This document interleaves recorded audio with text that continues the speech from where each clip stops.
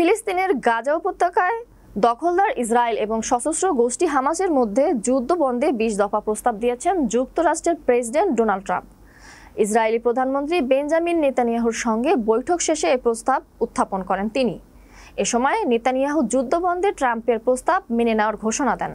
বিস্তারিত ডেস্ক রিপোর্টে। প্রস্তাব অনুযায়ী হামাস যদি এতে রাজি হয় তাহলে তাদের রাজি হওয়ার ৭২ ঘন্টার মধ্যে জীবিত ও মৃত সব ইসরায়েলি জিম্মিকে মুক্তি দিতে হবে। এরপর গাজার নিয়ন্ত্রণ ছেড়ে দিয়ে তাদের অস্ত্র সমর্থন করতে হবে।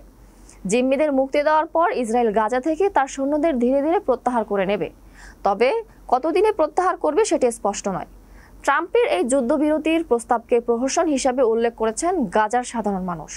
তারা বলেছেন এই প্রস্তাবে যুদ্ধবন্ধের কোনো নিশ্চয়তা দেওয়া হয়নি, আর প্রস্তাবটি এমনভাবে সাজানো হয়েছে যেন হামাস এটি প্রত্যাখ্যান করে।